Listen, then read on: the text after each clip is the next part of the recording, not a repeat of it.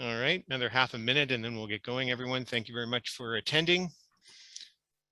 This is Roofing Renewals, Maintenance, Inspection, and Warranties. We have Sean Lang from Interprovincial Roof Consultants Limited here with us.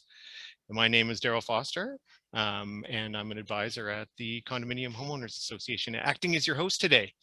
So I'm going to ask everyone to remember that try and keep your questions as general as possible and related to the subject matter that we have. It's likely that some of your questions are going to be answered during the presentation, but we'll filter through some of the questions that come up. Please use the Q&A for the question functions only. I'm not going to be monitoring the chat function. I think I've disabled it, but otherwise, welcome, Sean, and welcome to everyone. We are going to start this presentation right now, and I will let you get going. And again, many thanks to this week's webinar sponsor. This is Blueprint Strata Management, Inc. They've kindly helped sponsor this for us today, so check them out. So, Sean, on to you. All right, thanks, Daryl. So thank you everybody for tuning in and listening to me talk for an hour, and hopefully I can give you all some information and not bore you too much with roofing. For me, it's a very interesting topic. For other people, it's something that people don't even think about until it's too late. So we do want to talk about your roof system and maintaining your roof system and inspecting the roof system, replacing the roof system when that happens to come up to be needed. So that's kind of the subject matter that we're going to be touching on today, similar to what we did last year on this topic. So the roof system basically, as you all know, is the cap or the hat on top of your building. It covers 100% of your building. In fact, it covers more than 100% because of overhangs. So it's a very important part of the structure of your building and a very important part of your investment, because it's protecting everything you have inside the building, including yourselves and your pianos and whatever else you may own. So unfortunately, it's out of sight, out of mind for most people, and they tend to forget that it's there until it starts to leak and drip inside the building and cause problems. So this slide here shows your typical asphalt shingle roof system, much like you see behind me. And the way that it's broken out with, underneath you have your insulation, you have your trusses, you have your underlay membrane and your sheathing, and then you have your shingles. And there can be variations on how this is actually composed, but this is a very general idea of a typical sloped asphalt shingle roof system, or it could be a cedar shingle system. It could be an aluminum tile system, or a concrete tile system, or a clay tile system, or a slate tile system. They're all very much built the same way structurally and composition wise. Minor differences, but you get the idea. Daryl?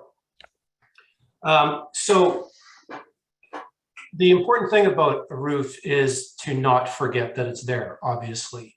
And there are certain things you need to do in order to make sure that you're paying enough attention to it.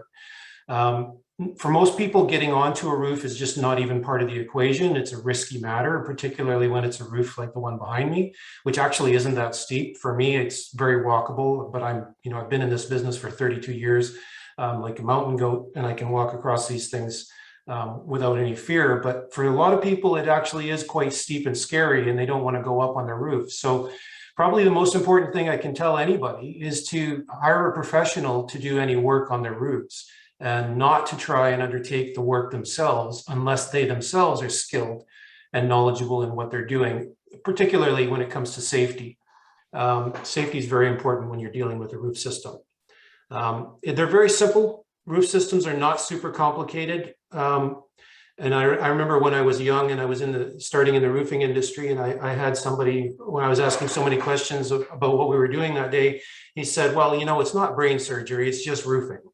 And I always remembered that, because it is kind of true. Although you do have to do things correctly and you do have to know what you're doing, it's not exactly super complicated. There's no algebraic expressions that you really need to know. Well, there is when you get really in depth, but for most things not.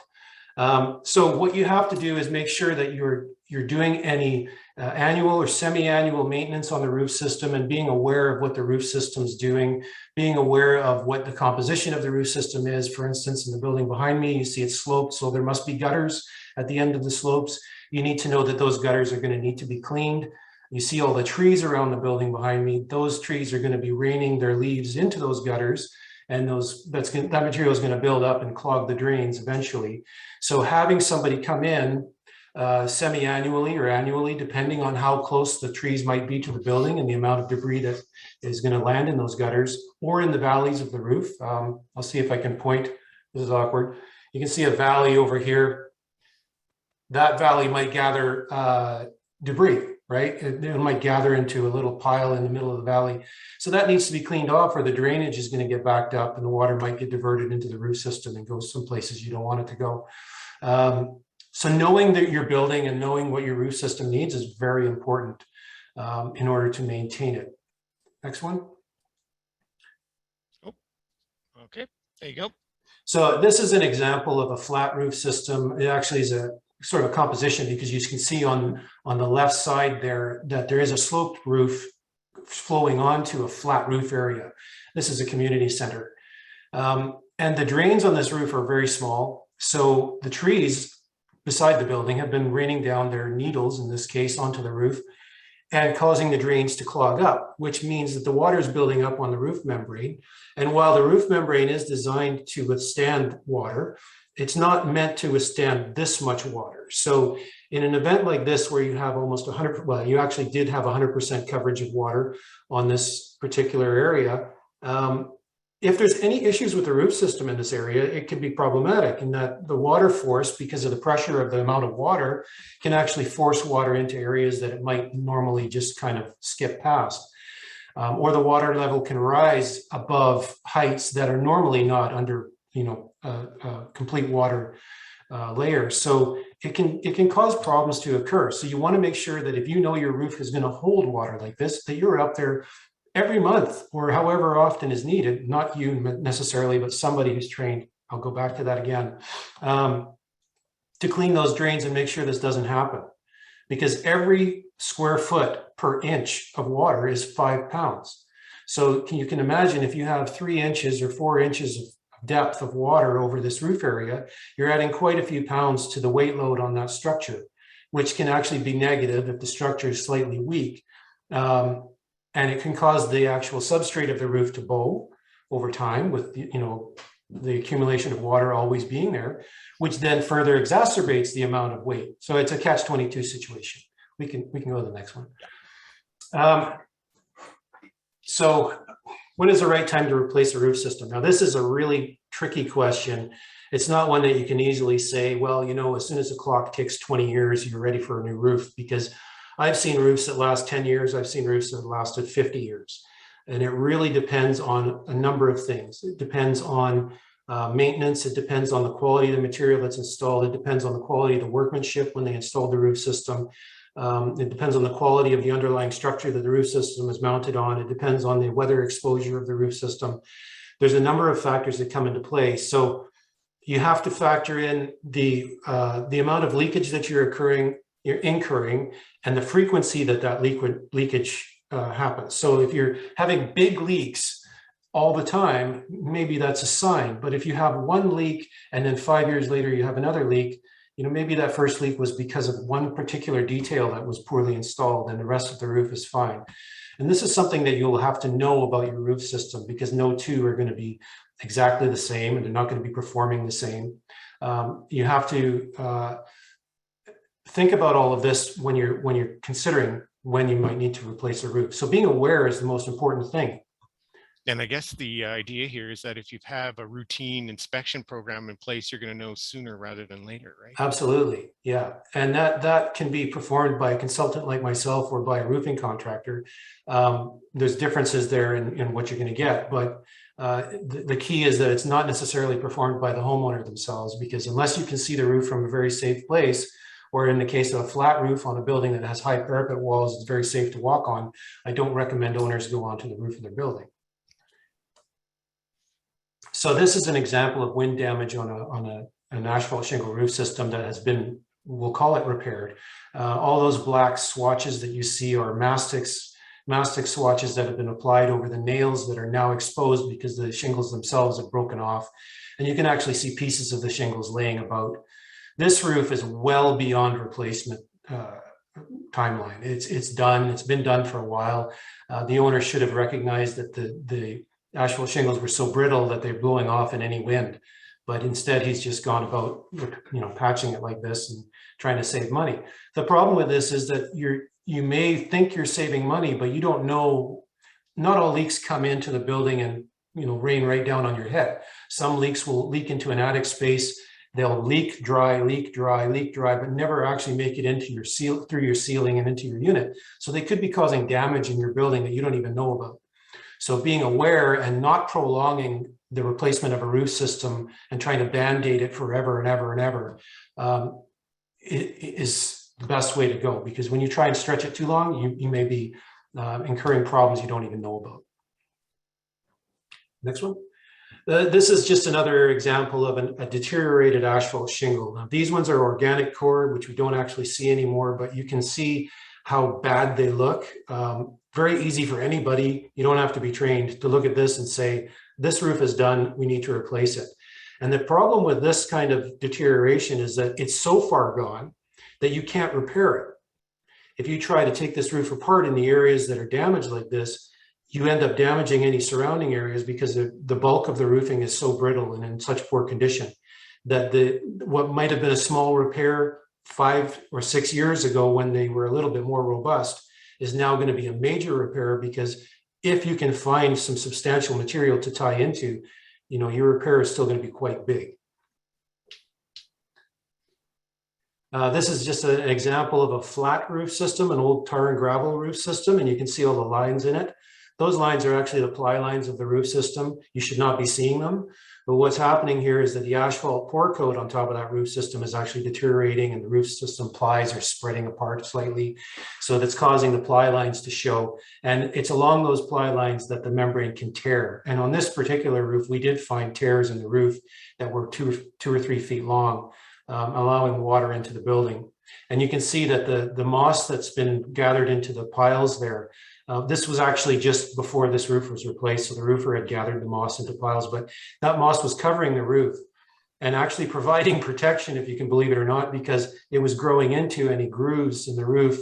And it took longer for the water to get through the moss to get into the building, but still not a good situation. Daryl? Yep. Okay, so managing the roof system on a new building. This is not a set it and forget it scenario. You don't just buy a brand new roof and then forget about it thinking you've got 20 years before you have to worry about it. There's lots of things that you need to do and lots of things that you need to consider. One of the main things is the fact that your roof is under a warranty. And while it's under a warranty, you want to make sure you're doing everything that warranty requires you to do in order to keep the warranty.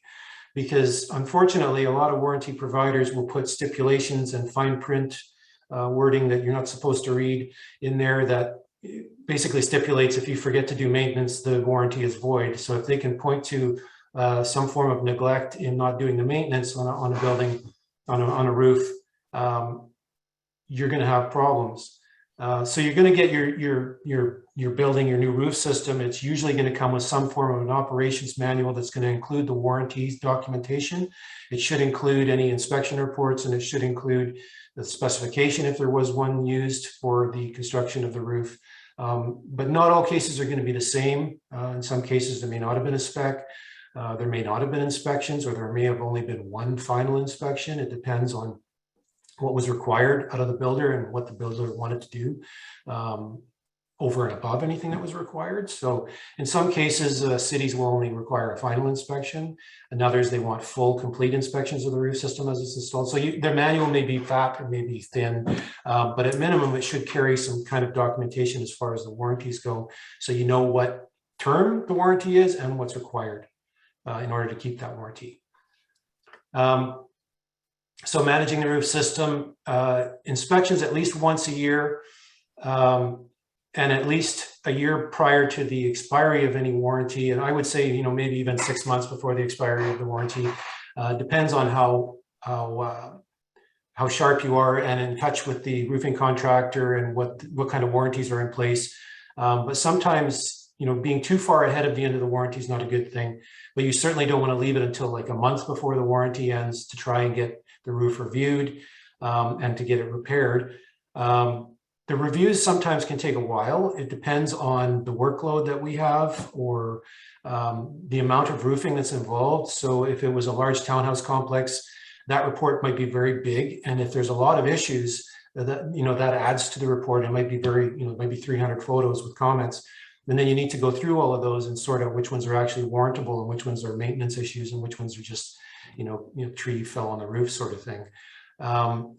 So you want to make sure you leave enough time. So a year is definitely the minimum amount of time maximum amount of time you'd want to leave, but you might even want to be somewhat closer, like 6 months to the warranty expiration date. And it's very important because you want to catch anything that's warrantable before the warranty expires, or you won't have a claim. Now, on an older strata building, where warranties may or may not still be in place, it can be tricky because you may have a copy of a warranty from the roofing contractor, for instance, which typically would be 2 to 5 years worth of warranty. So if it's an older roof system, this is a new roof system on an older strata property. So a new roof system on an older strata property is going to be very much the same as a new construction project, in that you should be getting the same kind of warranties from the contractor that you would get on a new construction. The difference being that everything is now relying on the original construction of the building and nothing is new. So what happens when you're replacing a roof system, you have to go back underneath and fix everything that may be wrong or with damage that may have been caused by a previous roof system. So for instance, if you had a roof that was leaking for several years, there might be plywood underneath the roof that's damaged, rotten. You may have wet insulation you need to replace. And these things can only really be replaced in most cases when you replace the roof system. So it adds to the cost of a roof replacement versus a new roof on a new construction building, because you have to deal with all these potential underlying conditions. What was an independent? So if an independent consultant was used during the purchase process of a roof system, it can make things a lot clearer for you.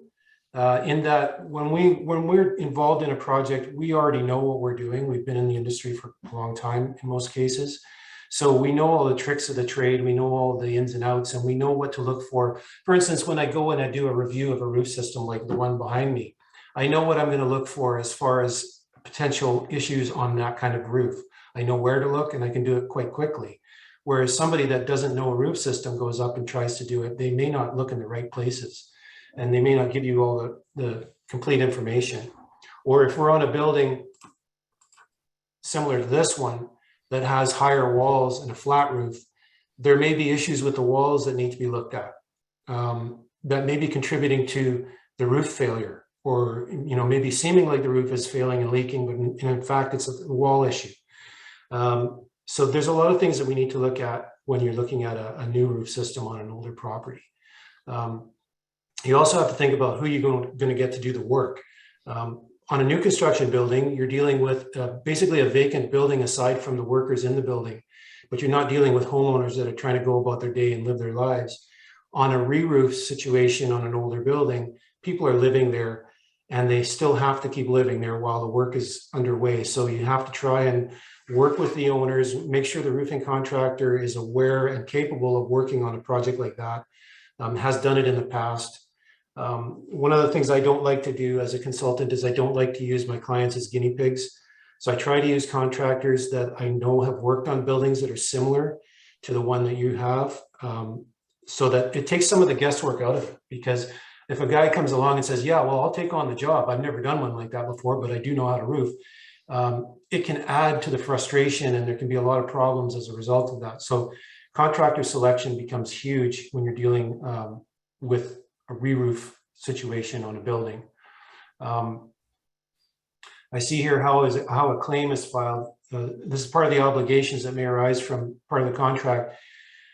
If you have a problem on a roof system, it really depends on how the warranties, what kind of warranties are in place and how they're structured and everything. But the first thing you should do is be contacting the roofing contractor and or consultant, if there's one involved, to let them know that there's a problem. Because If the roof is under a warranty from that contractor, the contractor should be the one to deal with that issue. Whether it's chargeable back to you or it's his responsibility may not be determined at that point, but you want to make sure that the first crack at doing the repair is given to the contractor who's holding the warranty. In some cases, if you call in a contractor who is outside of the warranty, it may void the warranty. So them doing work on somebody else's work may void any warranty provided by the original contractor. So it's important to know who did the roof and try and contact them first. If they don't respond and you have documentation showing that they're not responding, for instance, emails, maybe a recorded message or something, just proving that you've tried to contact them and they didn't respond, then you're probably good to go ahead and get somebody else to deal with your issue because you have some form of proof that you tried to get them involved in. A leak is a leak. You've got to get it fixed. You can't just leave it for next month, particularly in the winter. This is a good example of some of the things that one of the questions that did come in here is, what's the difference in the information that we get from between a contractor and a consultant? And I think some of these points that you've made are very clear that there is a bit of a difference there, right? Well, I mean, the one glaring difference is I'm not looking to secure the job to do the roof. My work is in advising people. The contractor's main work is in replacing your roof. That's where he makes the bulk of his money. So he's going to come out and he's going to do repairs. And in some cases, he's going to suggest more work than may actually be needed. And he may be suggesting the use of materials that he gets a really good deal on. Mm-hmm. And in a case like that, they may not be the most appropriate or best materials for your building. Whereas a consultant is going to look at it from an independent, distanced view and will give you the most appropriate advice in regards to your roof system. Yeah. And then suggest a contractor that's actually the right one to fit your building. Perfect. So on to managing a new roofing system in an older strata property. Yeah. So again, we've sort of been talking about all this all the way along here, but retaining copies of the reports, reviewing the warranty documents so that you're familiar with it. And I mean, in a strata, not everybody has to be familiar with it, but the strata council itself should be familiar and should pass that information along to any new strata members, strata council members, and that sort of thing. Scheduling proper, inspections of the roof and maintenance of the roof. Now, one of the things I see a lot is I go and I do a lot of reports on buildings, and then I go back in a year and I do another report and nothing has been corrected. I go back 2 years later and nothing's been corrected. Or they'll go up and they'll just do the easy things like cleaning the drains, but they won't do the hard things. Maybe they didn't want to pay the contractor for the full repair that we recommended. They just wanted to get some light duty work done because they were planning to sell or whatever the case may be. But usually if we point out an issue in a report, it's because it needs to be done, not because we just feel like pointing out an issue. Sometimes we might do a weighted report where we might outline issues that are really important and they need to be done right away. And we might outline issues that could wait until either better weather or more money in the finances to do the work if it's major work. So that's usually defined in the reports and pretty clear. But not ignoring that information when you get it, and you actually pay for the report. So why would you ignore it? But I've had that happen, and it's unfortunate because the problems don't get better by themselves. They just get worse as you go along. Okay, things to do when consultant shopping. I mean, I could easily say, just call me because I'm the guy. But there's lots of good consultants out there. And, a lot of guys are going to be able to help you out. But one of the things I've always professed, my background is I am a journeyman roofer. I roofed physically, did the application of roof systems, all different kinds of roof systems for 16 years before I got into consulting. My son is a journeyman roofer as well. So we know how to put a roof system on. We also know how to screw up a roof system because I've made mistakes and I've learned from them. I know how to cheat on a roof system because I've done things on roof systems. I know what to look for when I'm going and doing inspections because I know how other roofers cheat on roof systems because I used to be a roofer. And I'm being blunt and honest here. So having somebody look after you who actually knows how to or has done the work can be very beneficial. They may not be the most highly educated person, may not have degrees after their name that go all the way across the room, but at least they know exactly what goes on a roof system installation, and they know how to look for those things. So I've always professed that that's a key thing to look for in a consultant. Are they a registered roof observer? I'm a registered roof observer, and what that is there's an organization called IBEC, or the International Institute of Building Enclosure Consultants, that actually gives out designations, and one of them is an RRO, or a registered roof observer, which means you've basically been vetted, you've gone through a test, there's a lengthy application process to even write the test, and then once you pass the test and go through the application process, and they give you the designation of RRO, meaning that you are ethically and knowledgeable enough to do roof inspections on an impartial basis. So there's a whole list of rules we have to abide by as a roof observer that sort of corral us into being impartial and third party as much as we can be, so that you're getting the best independent advice you can get when we're looking at a roof. Ask about your consultant's work experience. Absolutely. Like I was just saying, you know, I personally have 16 years of actual roofing installation experience. There's lots of guys out there that also have that similar amount of experience, or more, or slightly less. I would say they should have at least 5 years of physical work on a roof to really have a good experience of what happens on a roof system.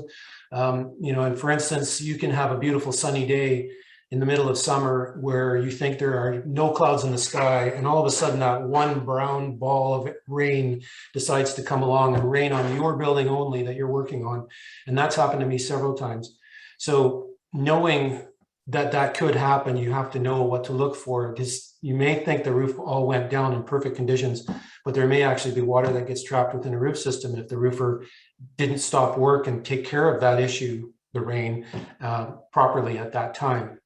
Do they have experience working on roofs like yours, both as a roofer and as a consultant? Important.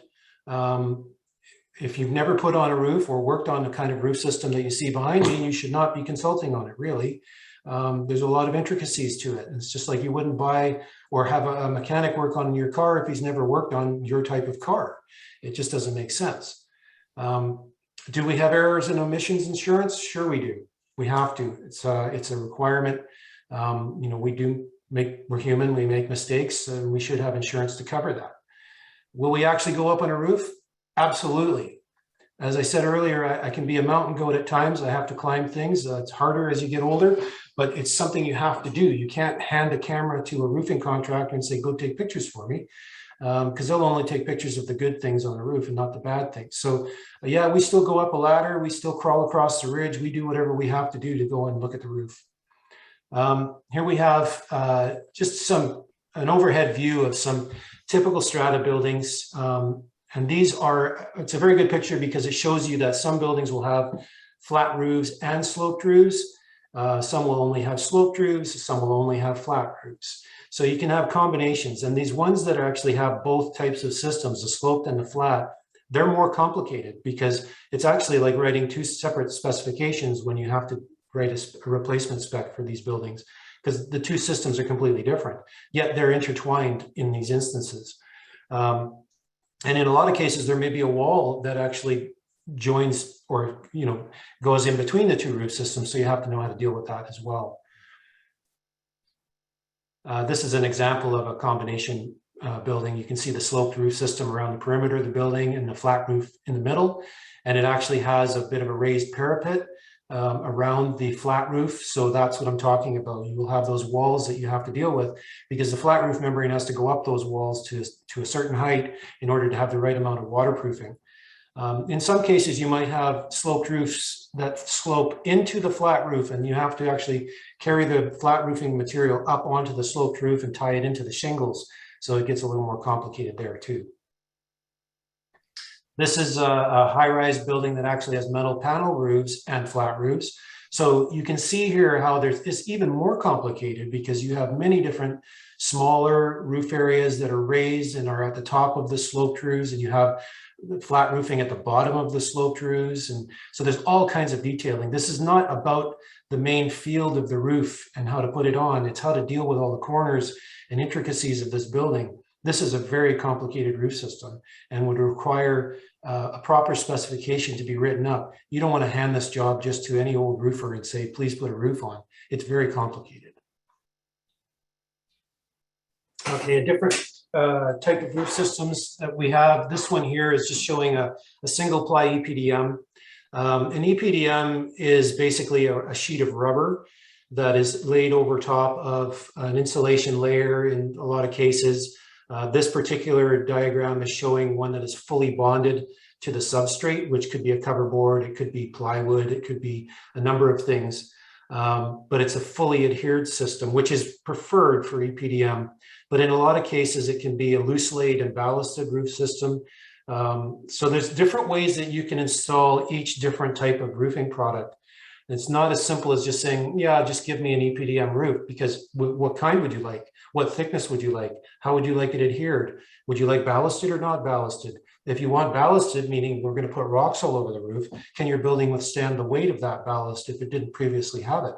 So there's a number of things that you need to consider, and you need to know the effect of when you're changing a roof system from one type to another.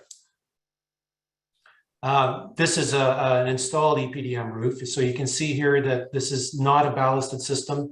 This is likely a mechanically attached system, meaning that it's held down by fasteners in the seams and the joints. And it's left bare and exposed like this. This is not my preferred type of roof system, because the EPDM is a single layer roof system, meaning that there's no redundant layer built into it or redundant form of protection. So once this membrane gets punctured, water's into the building. So it's not meant for high traffic roof systems where there's a lot of mechanical equipment that might need servicing.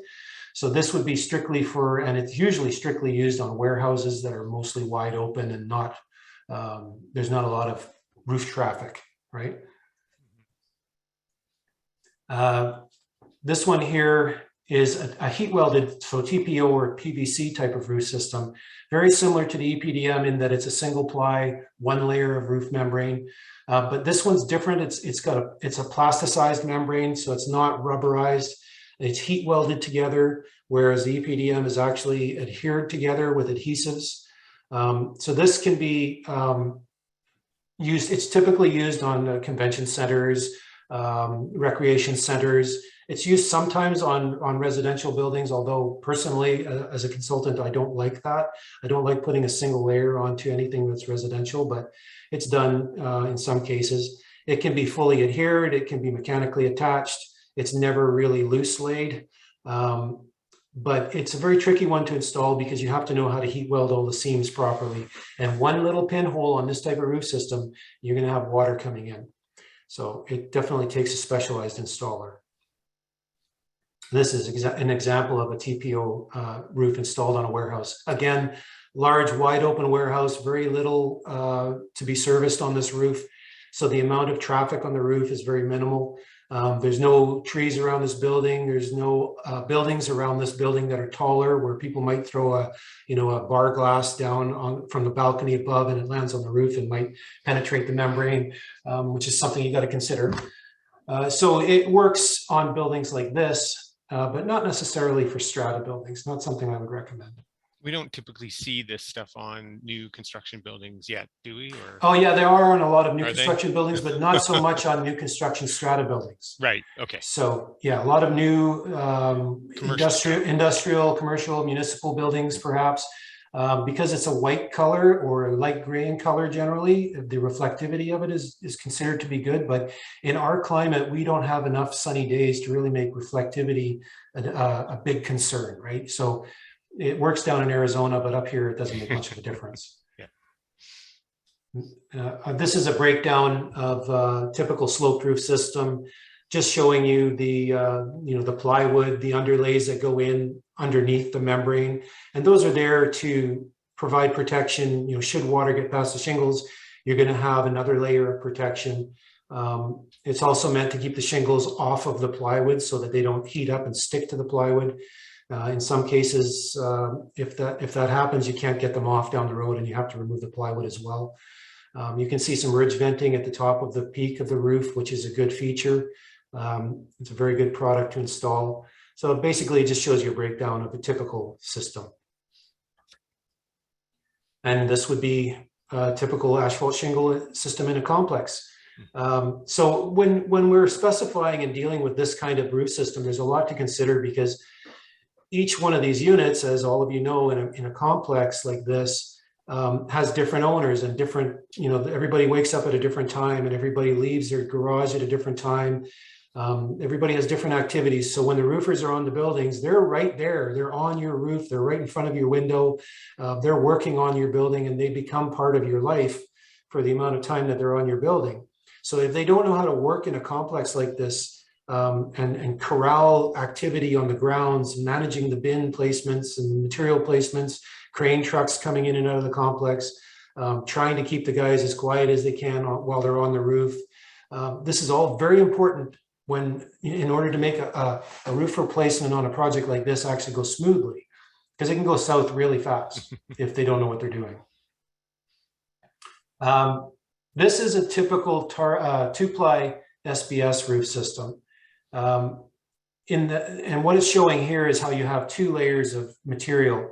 Well, in this case, there's actually a third, because there's a reflective coating, which isn't used very much. But in a 2-ply SBS, you have a base layer that's put down first. It's heat welded, or in a lot of cases, it's self-adhered. That's generally what we're doing these days. We're self-adhering the first layer down.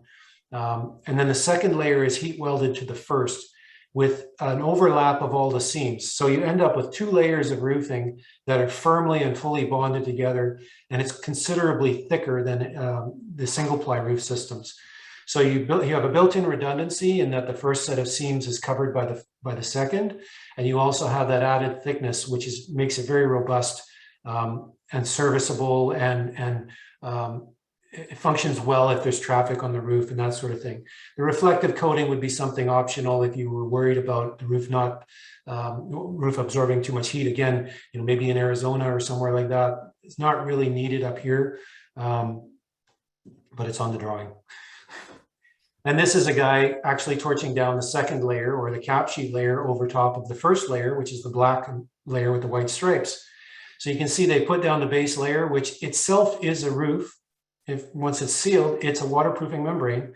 Then they put another one with staggered laps over top of it. So basically, if your first lap is here, the second one would be over here, so that they're offset by half the width of the roll generally. And this provides a redundancy, and they're firmly welded together. So you can't take it apart once it's put together. It becomes one complete membrane at the end of the day. And the granulated surface that's on there is what provides the UV protection and protection for the membrane from foot traffic and that sort of thing. Okay, so maintenance cycles. Again, this is something we've sort of talked about already. It's going to depend on a number of factors: the type of roof system you have, the amount of trees around the building, the amount of traffic on the roof system, the location of the building. If you're, say, in Richmond and you're near the water and you're getting a lot of sea air blowing onto your building, or even just a lot of wind because your building might be up on a hill and there's a lot of wind that buffets your roof. There can be a number of things that are going to add to the amount, or add into the consideration when you're trying to figure out how often and how much to inspect and clean your roof system. It's almost a personal thing, building per building. So you have to know your building. After every major weather event, certainly. And again, this applies more so to some buildings than to others. Where you're in a high wind area in the middle of winter, where we have those really big winds, you definitely want to check your roof. And that includes flat roofs, not just sloped roofs. You got to check them all, because there could be branches blowing around on your roof that are going to clog drains and leaves and everything. Within the conditions of the contract and product material guidelines, absolutely, this falls back into the warranty. You want to make sure that if your warranty says you need to inspect the roof and provide a record of that inspection every year, that you have that documentation, so that if there is an issue in year 4, you can show that all the years leading up to that, you've done what is required in order to maintain that warranty. Otherwise, the manufacturer is more inclined to just say, no, you're on your own, or give you some prorated offering. Here's 2 shingles, you put them on, that sort of thing. And I've seen scenarios like that. So making sure you're doing everything you're supposed to do is key. It's just like a car. You got to do the regular oil changes. It's the same with a roof. So one of the things that I've noticed over the years too is when strata corporations are doing replacement of their mechanical components, like their HVAC units and things up top, often one of the things that's overlooked is the roofing system that may be up and around these things, right? So can you maybe comment a little bit on that? I think that's appropriate for inspection and review when you do these things. Yeah, well, as you can see behind me, this particular building, which we're actually going to be working on in a few days here, has a number of pieces of equipment and ducting and all kinds of things running around on the roof system that need to be serviced. And you can see behind me, there's a walkway. That walkway is something people never walk on typically, but it's there with the intention that this is where you're supposed to walk in order to access this equipment. And we all hope that the service contractors will come and adhere to that. Often they take the crow's path to get to the equipment, and the walkways aren't always laid out that way. But it's very important that when service people are up on your roof, they're not dragging equipment around. They're not leaving equipment on the roof, like unused filters for HVAC equipment and stuff like that. They're not storing material on the roof system because it can have an effect on the roof system. So it goes to hiring a good mechanical contractor and good service people, not necessarily the roofer in this case, but those who are servicing your building should be well versed with working on a roof system. Okay, so here's a common misunderstanding. This is a 35-year roof. Biggest scam I see in the industry. It's a lifetime guarantee. It's a 40-year roof. That's great.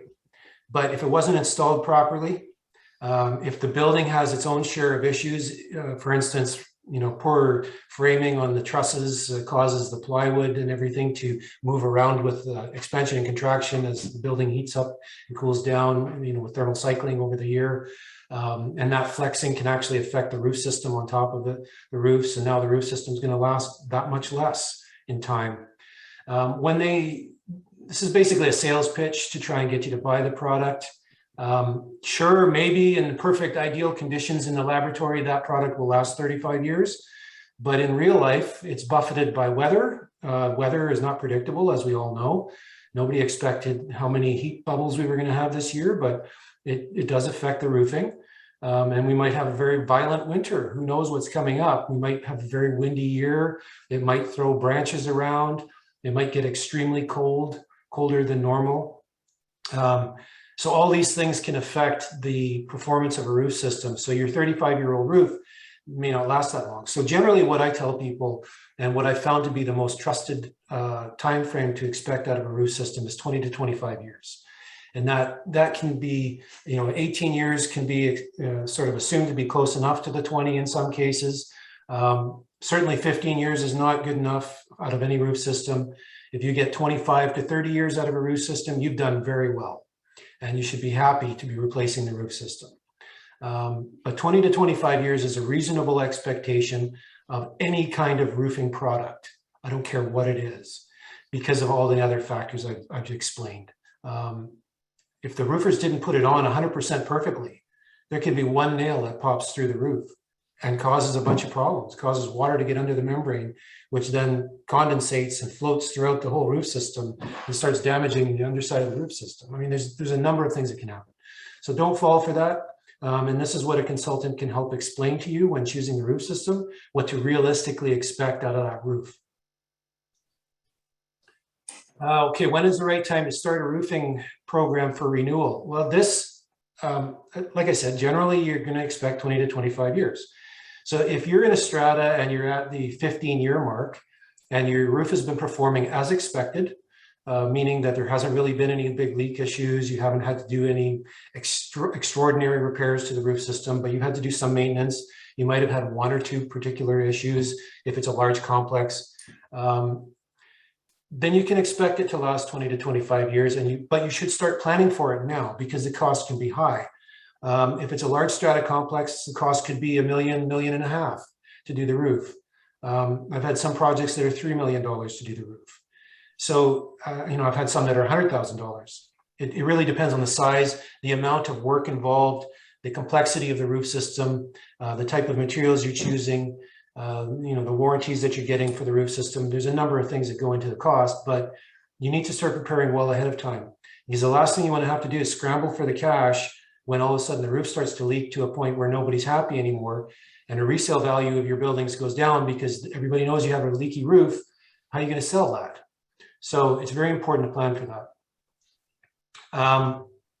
So it's okay. It falls back on, you know, the annual reviews that you're having should be giving you some warning signs of that as well. What do owners expect? Quality roofing products, of course. Who wants to put a lousy roofing product? There are good roofing products. There are bad roofing products. There are excellent roofing products. I've always said, though, that you can take anything and you can make a roof out of it if you know how to put on a roof, you know what to do. So choosing the right products is important. Choosing the right roofing contractor is very important. And having the roof system designed properly, meaning that you're addressing all the detailing issues, is important. So I've seen a lot of roofing contractors quotes, private owner to contractor sort of quotes, or sort of contractor to owner quotes that are 1 page long. And they basically say, we will come in and tear off your roof. We will put on a 2-ply SBS roof system. We will clean up the grounds and haul away any debris. And that's the extent of the specification, but that doesn't deal with issues like this or walls like that. So I don't know which way to point anymore.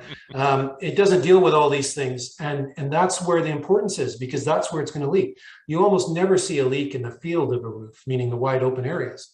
It's usually at a detailing point, at a pipe, at a drain, at a wall, at a corner, at a curb, something like that. That's where you're going to find the problems.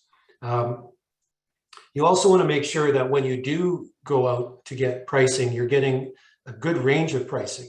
And the pricing that you're getting is from contractors who are basically equal on their performance level. So you don't want to go to Joe, who has 2 workers in the entire company, has a pickup truck, and he actually owns his own knife and hammer. You don't want to just give him an opportunity to bid on the job versus a contractor who has 100 employees and crane trucks and bin trucks and all the equipment you could ever possibly want for roofing. They can't compete against each other. They also can't perform the work similar to each other. So the Johnny with the truck and the 2 workers will take 2 years to do your roof, and he might do a very poor job. Whereas the bigger company will do it on time, or generally on time, and will have all the equipment to deal with any issues that come up and to do the work properly with the least amount of impact on you and your building. So choosing the right contractor is very important. Scrutinizing the warranties. It's not very complicated, but the biggest thing that I've found is making sure the contractor is on the hook for a period of 5 years instead of 2 or 1. They always want to have the least amount of warranty, and I've found that most problems happen on a roof from a workmanship standpoint in the first 2 to 5 years. So having the contractor's warranty for a 5-year period for workmanship is very important. They will come back and generally fix anything. If I ask a contractor to come and fix something, they'll generally do it because they want to get more work out of us. So it's important to make sure that that part is there. The other warranties, like, you know, the 35-year or the 600-year warranties that are out there, the lifetime, the million-year warranties, whatever it may be, you take that into account, but at the end of the day, it's going to be a bit of a battle to get the manufacturers to provide coverage anyways. So as long as you've got more than 20 to 25 years, you're generally going to be doing well in a manufacturer's warranty. Some manufacturers do offer their own in-house extended warranties, and it's something you can talk to either the contractor, your consultant, or the manufacturer about. They're usually for an additional cost, but they do provide extended warranties as well. Stability of the roofing contractor. Yeah, you don't want a guy that's just starting. You know, there's the odd case where a guy has left a larger firm. He's been there for years and he's left to do his own thing. And you might be able to take that guy on a project and actually get a good result. More often than not, it's a guy who is fresh in the industry, who wants to start his own thing. And you're taking a chance. Like, you want people that have worked on a lot of buildings to be working on your building. This is not their first rodeo. It's like nothing for them to do your roof versus being a challenge for a newer contractor. And that's the kind of contractor you want on your building, particularly when it's very complicated, like a flat roof system like you see behind me. Binding written contracts, of course, you don't want a back of a napkin sort of contract. specifications that we draw up or any consultant draws up are going to have front-end documentation that's dealing with more of the admin side of things, the contractual side of things, talking about what warranties, insurances, and guarantees are supposed to be in place, how many men are supposed to be on the job. There's a number of things that are in the front-end documentation that are very important and will not be in a roofer's company quote to you. So that's where a consultant can come into play, where our documentation is a little bit more involved than what the roofing contractor wants you to sign, because he wants as little tied to him as possible, generally. Independent assessments, yes, of course. If I have to go and inspect work I've done, it's always marvelous. There may be an issue with it that just so happened to happen, but it's the most fantastic work I've ever done. So you're not going to get a roofing contractor to be a consultant. And unfortunately, a lot of them like to use the term consultant for their reps and their salespeople. But they're not independent consultants. You have to understand that they're working for that contractor. They have a vested interest. Whereas I don't work for any one particular contractor. I work for myself. It's my own company. And my loyalty is to my client, which is the owner of the building, not the roofing contractor. So independent assessments are very important. And you and other consultants probably have a contract, or at least some way to negotiate the amount of involvement in these projects. I mean, imagine there's a minimum, but again, you're going to be recommending to the individuals that are sort of embarking on these projects as the consultant, correct? Recommending how much we're involved? Recommending, yeah, like how much do we be involved? In other words, we're going to expect this many inspections at this level of completion and on, correct? Yeah, I mean, there's a base minimum that we like to see on a project. Good. And every project's different, so I can't just say we always need to be there 3 times. Yeah. More often than not, though, like even if I was to tell you I'm going to do 5 inspections on your job, more often than not, I'm doing 10. More than we have told you we're going to do. And in a lot of cases, I won't even say a number because it really depends on the performance of the roofer. Right. The weather can come into play. The roofer we might think they're going to do the job in 5 days, but the weather makes it a 10-day job. Mm-hmm. The contractor may be doing a fantastic job, and we know after 3 visits that the rest of the job is going to go really well because they're a good roofing contractor. Everything's going very smoothly, so we can pace off the number of visits. But we could have a job where we're babysitting. Yeah. And it's the opposite, where we have to be there more often than we would like to be there. And that's unfortunately a reality. So yeah, it can vary. I do have some clients who really don't want us there very much because they don't want to pay for too much. So it varies. Yep. Okay, basic project criteria, defining the scope of work. Of course, we want to know which roofs are going to be done. Are they all of them? Only certain ones? What's happening? Are we just taking off certain portions of the roof? Are we taking everything, including the insulation and the vapor barrier, right down to the substrate? Are we actually replacing the substrate? Because in some cases, we replaced all the plywood decking or OSB decking if it's too thin or in poor condition. Finding the right balance between budget and design criteria. This can be a problem because sometimes an owner will say, I don't want to spend that kind of money to do that. And I'll say, but you have to, because it's just not appropriate to not do something, right? So it's unfortunate, but sometimes you just have to go that extra mile in order to get the work done properly, and owners don't want to pay for it, but they have to pay for it because you can't half do the job. Defining specific installation instructions, of course, we want to make sure, I've talked about that, detailing and everything. Finding the right contractors for bidding. Again, we've gone over that. You want to make sure it's the right contractor. Invoicing requirements. Now this one, I always get asked on this, but basically contractors like to invoice monthly. They tend to invoice around the 25th of the month, and they project their completion for the month to the 30th or 31st, which I don't like, because they may say they're going to be 80% done by the end of the month and they're invoicing at the 25th. Well, I would rather they invoice at the end of the month when they actually know how much they've gotten done. So we also don't like to see them invoicing for parked materials on their buildings. So if you award your job to a contractor and nobody's watching out for you, he may preload the buildings with all the material, send you a bill for all that material, and then disappear to another project before he actually starts on your roof, because he's going to use the money he got for that payment on the material to not only pay for the material, but he's marked it up. So he's got some profit there that he's going to use for something else. So we want to see actual installation work when we're looking at invoices. Manpower requirements. Yeah, we don't want two guys on a big job. We want to see the right number of workers, and we want to see that they're qualified. Unfortunately, in today's roofing market, there are huge labor issues. People don't want to do roofing. It's not exactly the most appealing job in the world, particularly when you're working through a heat wave.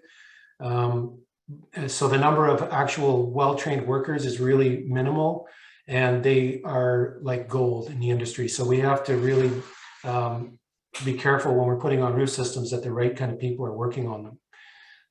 And then outlining guarantee requirements. Yep, we've talked about that. You want to make sure you're getting the kind of guarantees and warranties that are making you comfortable with your roof system, and they vary. Timeline for the project. When do you want it done? When do you have the money? When do you want to go through the process?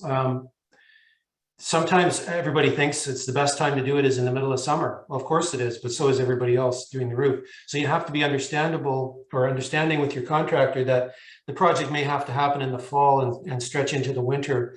And roofers do know how to put a roof on in the winter, but it drags the project out longer because obviously they can't work in rainy weather. So the number of working days, actual good working days, is minimal and spread out. So what normally would have taken 3 weeks to do might take 6 or 8 weeks to do if it's going through the winter, but it still can be done in most cases.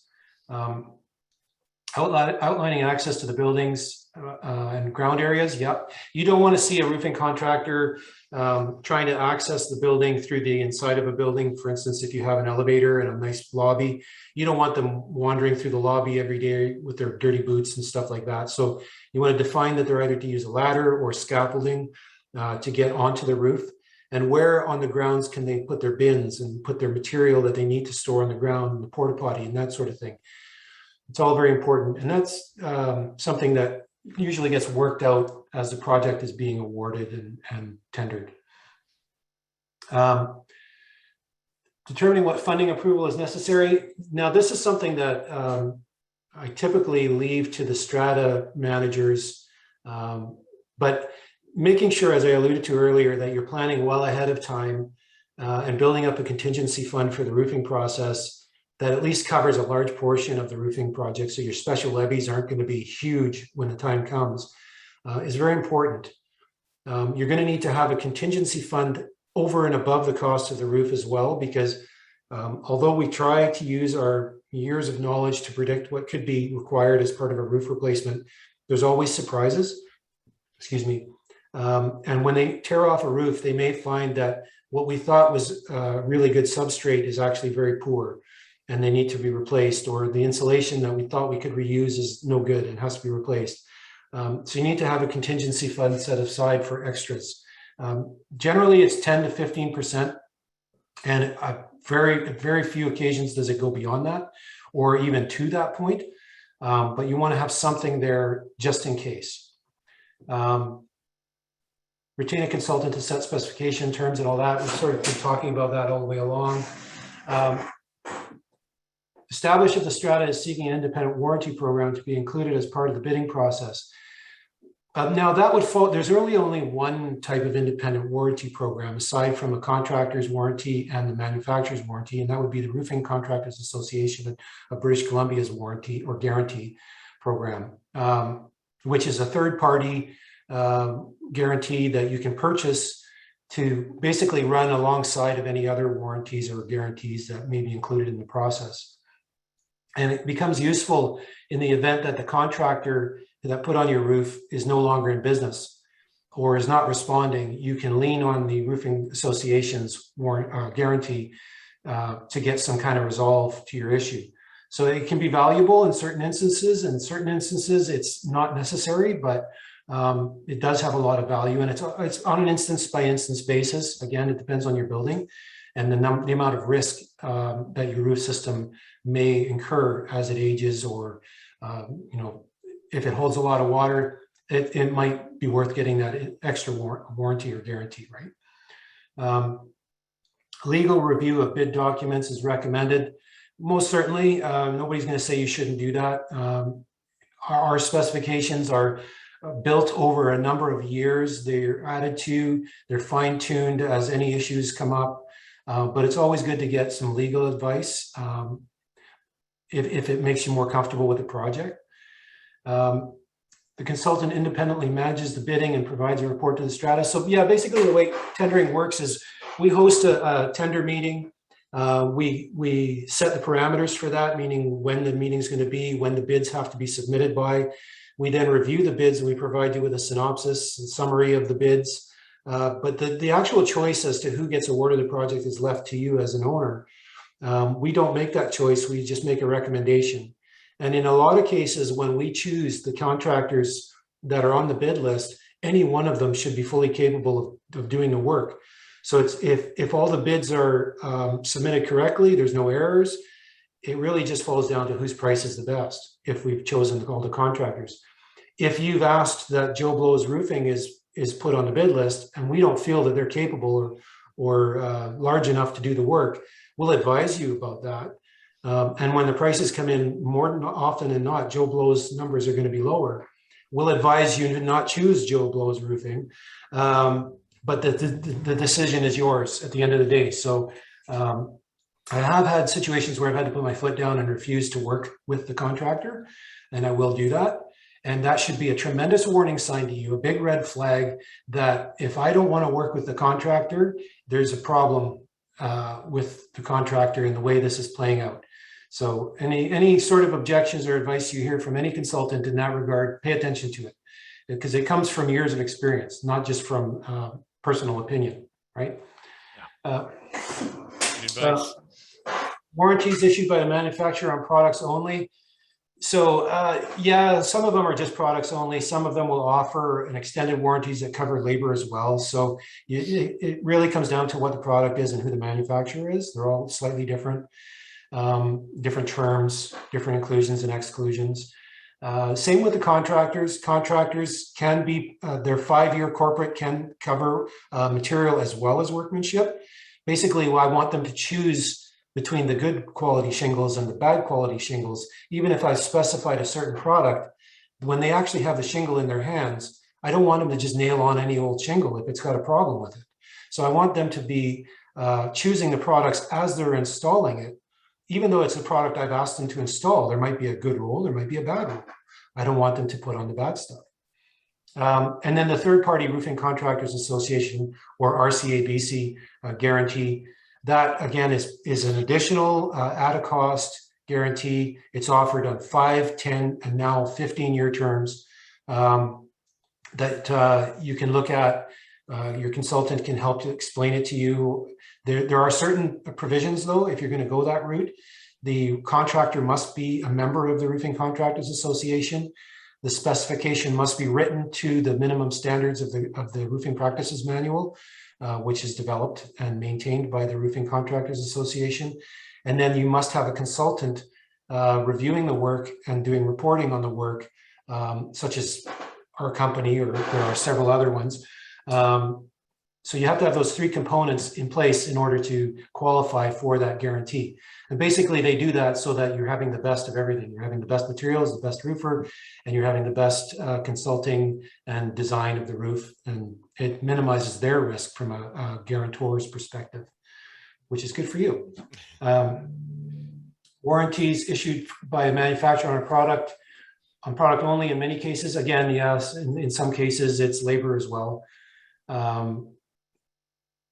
These guarantees apply to the products when we rely on specific conditions. Yes, we've talked about that. So again, you need to do your maintenance. You need to know what needs to be done in order to maintain. It's like keeping a balloon in the air. You have to keep on pushing it up in the air or it falls. It's the same with any warranty or guarantee. You have to do what they ask you to do. And if you don't, then they have every right to void the warranty because you've neglected your products, the products that they're warranting. Very similar to a car.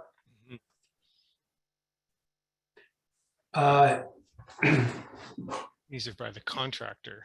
Yeah, so the contractors, now the reason that I we started going to a 5-year corporate guarantee. As we used to rely on the 2-year part of the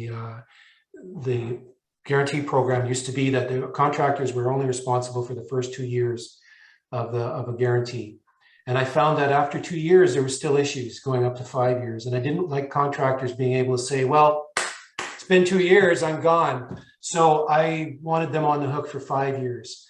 So I highly recommend whoever you're choosing to do your specifications or whatever contractor that you're dealing with, if you're not using a consultant, go for a 5-year corporate warranty.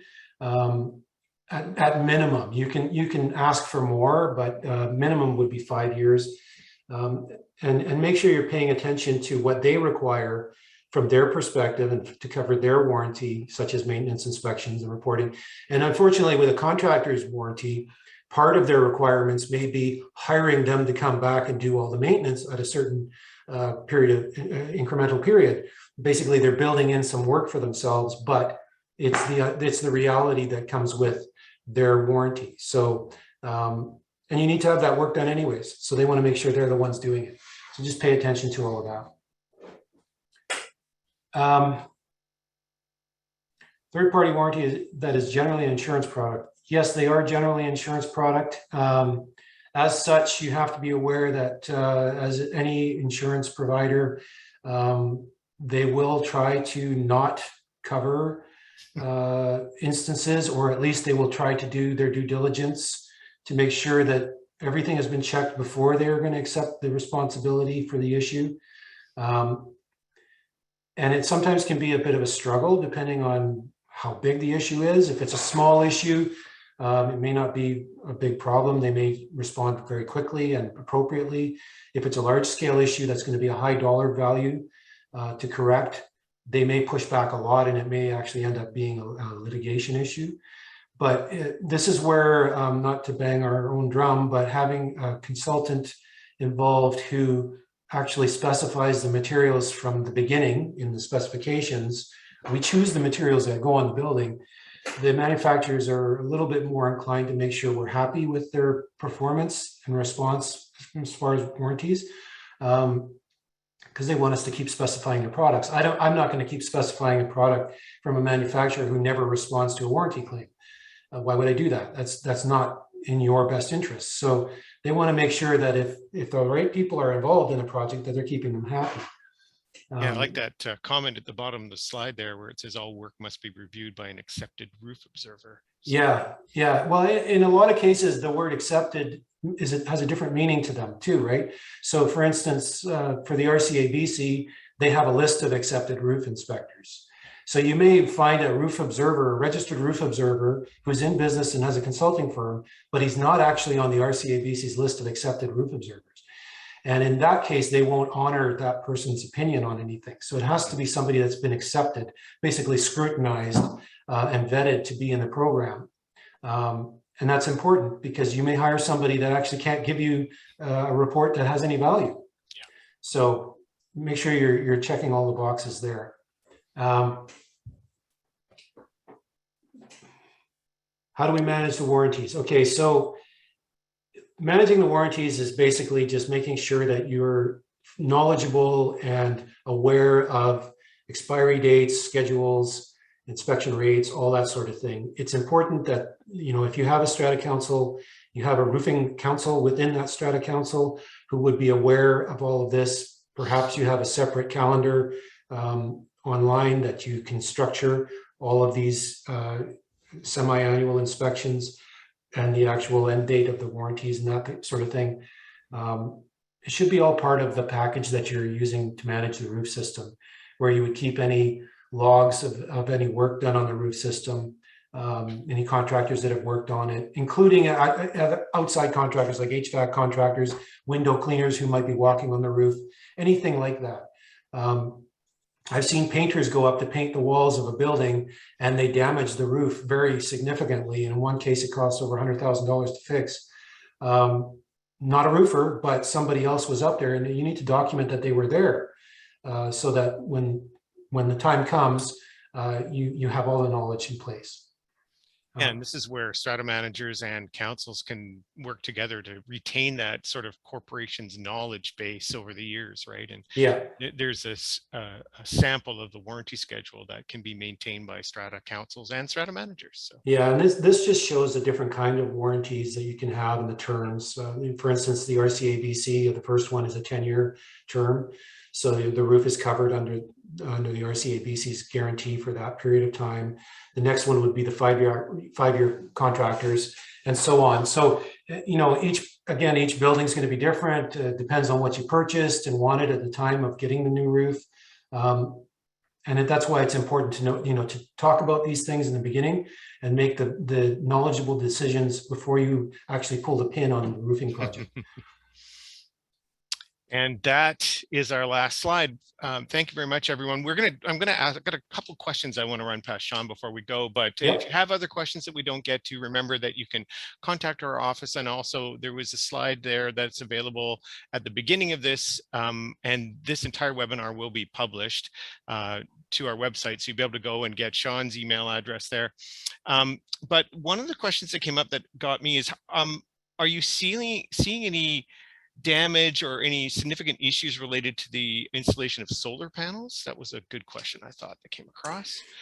No, I mean, solar panels are the problem with anything being put on top of a roof system, and I'm not an advocate for green roof systems. In my opinion, a roof is a functioning feature of a building that should be easily reviewable and serviceable, and covering it with anything that is not easy to remove only detracts from the accessibility of a roof system. So solar panels are fantastic. We're going to need more of them.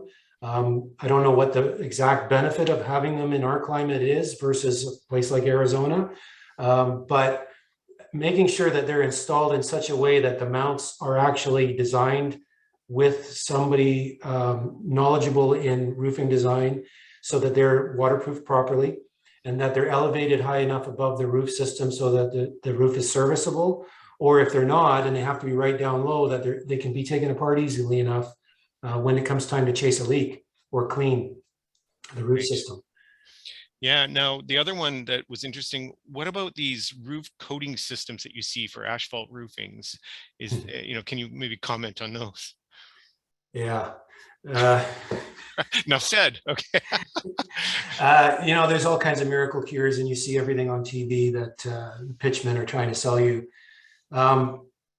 You can potentially buy, and again, this is very, very instance specific, because what you're doing is basically putting a semi-protective layer over top of an old product.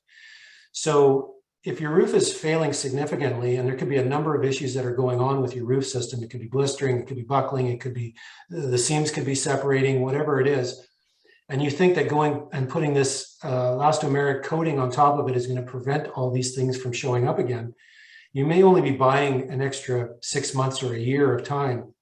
And like in the instance of a cedar roof system, quite often you'll see these restorers running around, and they go and they pressure wash a cedar roof, and then they spray this miracle stuff on there that's going to buy you another lifetime worth of roofing. What they're doing is they're taking off that patina finish that has developed over 20 years on the cedar that is actually a protective layer. So they pressure wash that all off, and they thin out your shingles. And then they walk all over your already brittle and dry cedar shingles, and they crack them. So, and they don't know exactly which ones they've cracked or damaged, or which ones they sort of cracked and will crack eventually. And that's what, so they leave a trail of destruction behind them, and then they stain the roof basically with this wonderful color of your choice, and it makes it look fantastic for 3 days. And they've done more damage than good, and they haven't bought you any time. So you really need to be aware of the miracle cures. In some instances, you can, you know, potentially improve the UV resistance of a roof's current surface. But if it's failing because it's leaking, no miracle cure is going to correct that. You need to have it addressed properly by putting, you know, dealing with the actual problem and removing the products that are a problem. And also, before we leave this issue, if it's been leaking and you try to go over top of it, you're now trapping water within the roof system and any potential damage that has incurred as a result of that water getting into the roof system. And I've seen a number of roof systems like the one behind me where water has gotten in and spread within the roof system and it's trapped in there. And now you're going to go over that with a coating that's supposed to be a miracle cure and you haven't fixed anything. Great. And one last thing before we go, any advice on dealing with the things like what's been happening in BC lately, extreme heat, extreme weather? Is it just a matter of make sure you're maintaining your inspections, or is there anything else that can people do? Are you seeing the effect on shingle systems and roofing systems within BC? Do these extreme heat things going on? We're gonna find out this winter. Yeah, I guess so. I have been seeing on current installation projects where roofs are partially completed and you might have a black base ply that's been exposed because they haven't put the cap sheet on yet. And we went through that 40-degree weather. The base ply, it got aggravated big time by that excess heat because it didn't have the UV protection yet. Mm-hmm. So while I don't know that that really compromises it, you can certainly see the effect that it's had on the product. What can cause a problem is when you're trying to do anything on a roof that's a finished roof in 40-degree heat, you can damage it real easily. But on the older roofs, for instance, an older tar and gravel roof system, having gone through this excessive heat, it may be more inclined to split and tear over the cold winter. So we may be looking at a very active winter for leaks happening on older roof systems because of the excessive heat over the summer.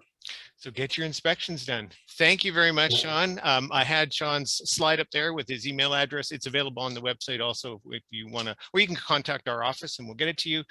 We also like to thank BC Housing and again, Blueprint Strata Management Inc. for sponsoring this. And thank you, Sean. And thank you. No problem. My pleasure. Take care.